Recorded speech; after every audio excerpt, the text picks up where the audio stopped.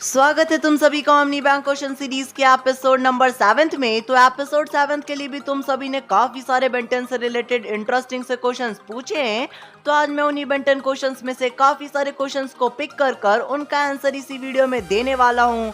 सो अपनी कुर्सी की पेटियां बांध लो एंड वीडियो को एंड तक वॉच करने के लिए हो जाओ रेडी, बिकॉज तुम्हारा क्वेश्चन इस वीडियो के किस पार्ट में है ये मुझे भी नहीं पता और ना तुम्हें पता है।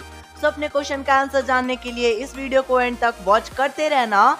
तो चलो यार, अब बिना किसी और टाइम वेस्ट किए इस ऑसम सी वीडियो को स्टार्ट कर लेते हैं। सो फर्स्ट क्वेश्चन है मैक्स एडिट का। तो इनका पहला क्वेश्चन है, how many aliens are there whose electricity can affect their body.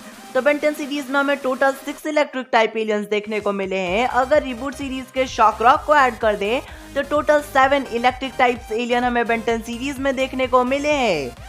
And अब अगर हम बात करें कि कितने ऐसे इलेक्ट्रिकल टाइप एलियंस हैं जिनकी खुद की इलेक्ट्रिसिटी उनकी बॉडी पर इम्पैक्ट दे सकती है, तो वो है ब्रेनस्टॉर्म, शॉकस्कॉच, एम्फीबियन एंड फ्रैंकनस्ट्राइक। तो ये 4 एलियंस हैं जिनके खुद के इलेक्ट्रिकल अटैक्स उनके खुद की बॉडी पर इम्पैक्ट दे सकते हैं। एंड बाकी जो 3 एलियंस हैं वो है फीडबैक, शॉक रॉक एंड बज शॉक। इन 3 एलियंस के इलेक्ट्रिकल अटैक से उनके खुद की बॉडी पर कोई भी इम्पैक्ट नहीं पड़ने वाला है। एंड अब इनका सेकंड क्वेश्चन है, does four arms has any predator and if he has why it is not show in the series. तो हाँ, फोर आर्म्स यानी कि टेट्रामेंट्स का भी प्रीडेटर एग्जिस्ट करता है। अब कुछ बेंटन फैंस थ्योरी के अकॉर्डिंग जो सैंड रिपर हमें बेंटन ओमनिवर्स सीरीज के OTTO मोटिव्स एपिसोड में देखने को मिला था, वही फोर आर्म्स का प्रीडेटर है। पर ये सिर्फ और सिर्फ बेंटन फैंस की थ्योरी है, सो इसे पूरा का पूरा सच मान लेना भी सही नहीं होगा। बट अब अगर सैंड रिपर फोर आर्म्स का प्रीडेटर नहीं है तो आखिर फोर आर्म्स के प्रीडेटर को हमें बेंटन सीरीज में दिखाया क्यों नहीं गया। तो देखो, बेंटन सीरीज में काफी सारे एलियंस हमें देखने को मिल चुके हैं एंड उनमें से लगभग आधे से ज्यादा एलियंस के प्रीडेटर एग्जिस्ट करते हैं। एंड जिस सीरीज में बेंटन एलियंस के प्रीडेटर को अच्छा खासा स्क्रीन टाइम मिला वो थी बेंटन ओमनिवर्स सीरीज। सो एक ही सीरीज में सभी एलियंस के प्रीडेटर्स को दिखाना ये पॉसिबल नहीं था। सो मे बी इसी रीजन की वजह से हमें फोर आर्म्स के प्रीडेटर को भी दिखाया ना गया हो। वैसे सैंड रिपर फोर आर्म्स यानी कि टेट्रामेंट का प्रीडेटर हो सकता है या नहीं, मुझे कमेंट्स में जरूर बताना। सो इनका थर्ड क्वेश्चन है, वाइल्ड मट वर्सेस स्पाइडर मंकी। तो इस बैटल में स्पाइडर मंकी के पास अपनी स्पीड एंड अपने वेब्स की वजह से एक काफी बड़ा एडवांटेज होगा। So question fourth, Cannonbolt versus Diamondhead. तो डायमंड हेड के क्रिस्टलोकेनेसिस के सामने कैनन बोल्ट नहीं टिक सकता है। अब मेरे कहने का ये मतलब नहीं कि जो कैनन बोल्ट है वो एक वीक एलियन है, तो ऐसा बिल्कुल भी नहीं है। बट कैनन बोल्ट के रोलिंग अटैक्स को डायमंड हेड काफी इजीली स्टॉप कर सकता है क्रिस्टल को प्रोजेक्टाइज कर बिल्कुल वैसा ही जैसा मैड बैन के डायमंड हेड ने बेन 23 के कैनन बोल्ट या कह लो रोल अवे के साथ किया था। तो मैक्स एडिट का फिफ्थ क्वेश्चन है, why Four Arms did not transform into Ultimate Four Arms in the Map of Infinity episode. If you say his hand were engaged then he could have used his hand to hit the ultimate tricks as he did in the episode of Yeti.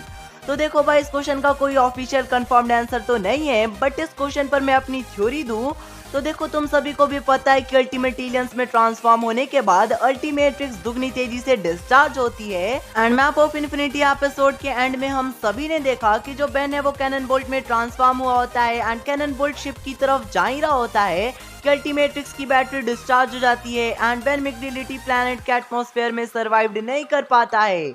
सो अगर उससे पहले Ben ultimate Four arms में transform हो जाता and अगर वो अपना time ultimate टैगरेगोर से फाइट करने में लगा देता तो वो अपनी शिप तक पहुंच ही नहीं पाता, और अगर वो अपनी शिप तक नहीं पहुंच पाता और अल्टीमेट ट्रिक्स की बैटरी डिस्चार्ज हो जाती तो अपने नॉर्मल ह्यूमन फॉर्म में उस प्लैनेट के एटमॉस्फेयर में सर्वाइव कर ही नहीं पाता। सो मे बी इसी रीजन की वजह से बेन अल्टीमेट फोर आर्म्स में ट्रांसफॉर्म ना हुआ हो।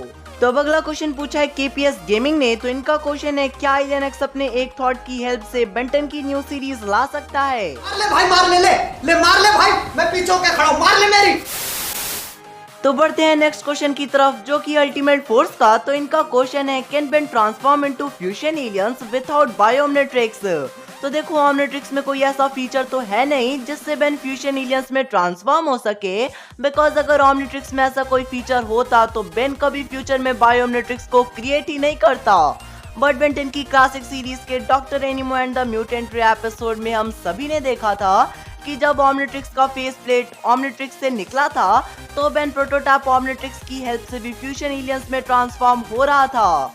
सोया अगर ओमनिट्रिक्स का फेस प्लेट ओमनिट्रिक्स से निकल जाए तो बेन फ्यूजन एलियंस में ट्रांसफॉर्म हो सकता है, बट ये काफी ज्यादा रिस्की होगा। सब अगला क्वेश्चन है आकाशदीप सिंह का। तो इनका क्वेश्चन है कि हमें बहुत बार देखने को मिला है कि बेन ओमनिट्रिक्स को एक्टिवेट किए बिना ही जस्ट टैप कर एलियंस में ट्रांसफॉर्म हो जाता है, और बहुत बार तो ओमनिट्रिक्स का डायल खुद ब खुद ऊपर आ जाता है। सो क्या ये ओमनिट्रिक्स का कोई फीचर है या फिर कुछ और? तो वैसे तो मास्टर कंट्रोल की हेल्प से ओमनिट्रिक्स का यूजर विदाउट ओमनिट्रिक्स को टच किए एलियंस में ट्रांसफॉर्म हो सकता है, सिर्फ और सिर्फ अपने थॉट से।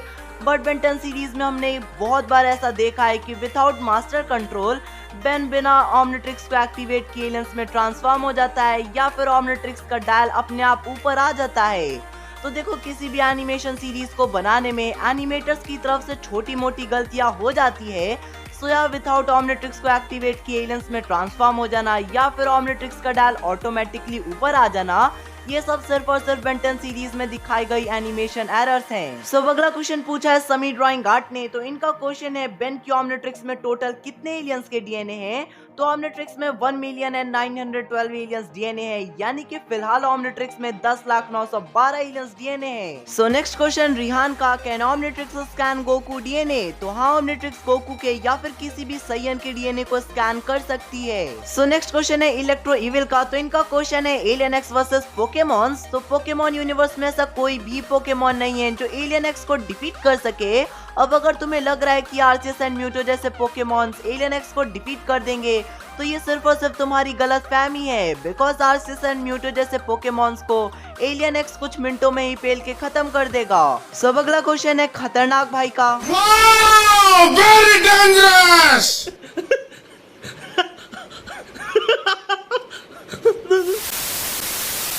तो खतरनाक भाई के हैं 3 क्वेश्चंस, तीनों ही वर्सेस बैटल क्वेश्चन है। फर्स्ट एनोडाइट वर्सेस ड्रैगन, तो dragon. Second Alien X versus dragon, Alien X. Third Atomix versus dragon, dragon. So अगला क्वेश्चन है दिबाब्रता का। तो इनका क्वेश्चन है क्या बेन ओमनिट्रिक्स के मास्टर कंट्रोल को अनलॉक कर सकता है, और अगर कर सकता है तो बेन अपनी मर्जी से ओमनिट्रिक्स के मास्टर कंट्रोल को अनलॉक क्यों नहीं करता? तो हाँ, बेन ओमनिट्रिक्स के मास्टर कंट्रोल को अनलॉक कर सकता है अपने इंटेलिजेंट एलियंस की हेल्प से। एंड अब अगर हम बात करें कि ओमनिट्रिक्स के मास्टर कंट्रोल को अनलॉक बेन क्यों नहीं करता है, तो इसका सबसे बड़ा वाला रीजन है एजमट। बिकॉज अगर बेन ओमनिट्रिक्स के मास्टर कंट्रोल को अनलॉक करता है वो भी अपनी मर्जी से, तो एजमट काफी ज्यादा गुस्सा हो जाएगा, जो बेन बिल्कुल भी नहीं चाहता। और इसी रीजन की वजह से बेन कभी ओमनिट्रिक्स के मास्टर कंट्रोल को अनलॉक करने की कोशिश नहीं करता है। सब अगला क्वेश्चन है आद्यान खान का। तो इनका क्वेश्चन है एलियन एक्स वर्सेस ग्रैंड जिनो। तो देखो, इस टॉपिक पर मैं काफी दिनों से वीडियो बनाने की सोच रहा था, एंड इस टॉपिक पे मैं गोकू को भी इंक्लूड करने की सोच रहा हूँ। सो या तुम्हें इस क्वेश्चन का आंसर उसी वीडियो में मिलने वाला है, तो चैनल को सब्सक्राइब कर लो। हाँ, कर लो यार। नेक्स्ट क्वेश्चन जावेद का, न्यू सीरीज के अंदर हमें कोई नया बेन 10,000 देखने को मिलेगा? तो अगर हम बेन 10 एलियन 4 सीरीज को साइड कर दें, तो बाकी सभी बेन 10 सीरीज में हमें एक बेन 10,000 देखने को मिला है। सो या इसके काफी ज्यादा चांसेस हैं कि बेन 10 न्यू सीरीज में भी हमें एक न्यू बेन 10,000 देखने को मिले। तो अगला क्वेश्चन है आयरन मैन का। तो इनका क्वेश्चन है can ghost freak defeat alien x by controlling his body? तो हाँ, घोस्ट फ्रीक एलियन एक्स की बॉडी पर भी कंट्रोल कर सकता है, एंड ये ऑफिशियली कंफर्म्ड है कि जो घोस्ट फ्रीक है वो एक सेलेस्टियल सेपियन तक को भी डिफीट कर सकता है। सो तुम ऐसा भी कह सकती हो कि जो घोस्ट फ्रीक है वो एलियन एक्स को भी डिफीट कर सकता है। सो नेक्स्ट क्वेश्चन जानवी का, क्या बेन वर्दी है थॉर के हैमर को उठाने में, और अगर वर्दी नहीं भी है तो क्या बेन एलियन एक्स की पावर्स का यूज करके थॉर के हैमर को उठा सकता है? तो देखो, हम सभी को पता है कि थॉर के हैमर यानी कि म्योनीर को उठाने के लिए वर्दी होना जरूरी है, बिकॉज अगर कोई वर्दी नहीं होता है म्योनीर के लिए तो फिर वो म्योनीर को नहीं उठा सकता है। और इसी वजह से मार्वल के सिनेमैटिक यूनिवर्स एंड मार्वल के कॉमिक यूनिवर्स में कुछ ऐसे कैरेक्टर्स हैं जिन्होंने थॉर के हैमर को उठाया है, जैसे कि Hulk, red Hulk, Loki and Deadpool जैसे characters. And DC and Marvel universe की एक क्रॉसओवर मूवी में सुपरमैन और वंडर वुमेन ने भी थॉर के हैमर को उठा रखा है। खैर, अब अगर हम अपने मेन क्वेश्चन पर कि क्या बेन वर्दी है थॉर के हैमर यानी कि म्योनीर को उठाने के लिए, तो हाँ, बेन वर्दी है, बिकॉज बेन ने कई बार यूनिवर्स को बचाया है, एंड कई बार बेन ने खुद को सैक्रिफाइस भी किया है दूसरों के लिए। सो या ये सभी चीजें बेन को वर्दी बनाती है म्योनीर के लिए। बट फिर भी अगर हम बात करें कि क्या एलियन एक्स की पावर या फिर किसी भी सेलेस्टियल सेपियन की पावर्स की हेल्प से म्योनीर को उठाया जा सकता है या नहीं, तो हाँ, कोई भी सेलेस्टियल सेपियन म्योनीर को काफी इजीली उठा सकता है एंड यहाँ तक कि डिस्ट्रॉय भी कर सकता है, बिकॉज कोई भी सेलेस्टियल सेपियन कुछ भी कर सकता है। सो नेक्स्ट क्वेश्चन है बेन वर्स का। तो इनका फर्स्ट क्वेश्चन है कि क्यों ओमनिवर्स सीरीज की एनाडाइट ग्वेन के पास क्लॉथ्स थे, जबकि alien force and ultimate alien series में ग्वेन के एनाडाइट फॉर्म के पास क्लॉथ्स नहीं रहते थे। बड़ा हरामी हो बेटा। अब बेंटन ओमनिवर्स सीरीज में ग्वेन अपने एनाडाइट फॉर्म में तभी ट्रांसफॉर्म होती थी जब वो अपने लकी गर्ल फॉर्म का यूज किया करती थी। सो इसी वजह से ओमनिवर्स सीरीज की एनाडाइट ग्वेन के पास लकी गर्ल वाले क्लॉथ्स हुआ करते थे। अब क्रिएटर्स ने ऐसा इसलिए किया बिकॉज वो ओमनिवर्स सीरीज की एनाडाइट ग्वेन को एक अच्छा एंड एक गॉर्जियस लुक देना चाहते थे। कि क्या मतलब एनाडाइट्स बिना क्लॉथ्स के ही अच्छा लगा करती थी। Well done. I got broads in Atlanta, just to lean the family. So Ben verse का सेकंड क्वेश्चन है कि क्या बेन टोनी स्टार्क की तरह इन्फिनिटी गॉन्टलेट को क्रिएट कर सकता है। तो देखो, फ्यूचर में बेन ने अपने इंटेलिजेंट एलियंस की हेल्प से बायोमिनेट्रिक्स को क्रिएट किया है। सो या बेन अपने इंटेलिजेंट एलियंस का यूज कर इन्फिनिटी गॉन्टलेट या फिर नैनो गॉन्टलेट को भी क्रिएट कर सकता है, बिल्कुल ही टोनी स्टार्क की तरह। सो इसी के साथ ओमनी बैंक क्वेश्चन सीरीज के एपिसोड 7 का होता है एंड। अब मैंने काफी सारे क्वेश्चंस को इसी एपिसोड में पिक करने की कोशिश की है, बट फिर भी जिन भाइयों का क्वेश्चन इस एपिसोड में पिक नहीं हो पाया है उनके लिए नेक्स्ट एपिसोड यानी कि ओमनी बैंक क्वेश्चन सीरीज का एपिसोड 8 तो है ही। सो या अपने बेंटन से रिलेटेड क्वेश्चंस कमेंट कर दो एंड आई होप तुम्हें ये वीडियो काफी ज्यादा पसंद आई होगी। सो वीडियो को एक लाइक एंड अपने जैसे बेंटन फैंस के पास शेयर करना मत भूलना।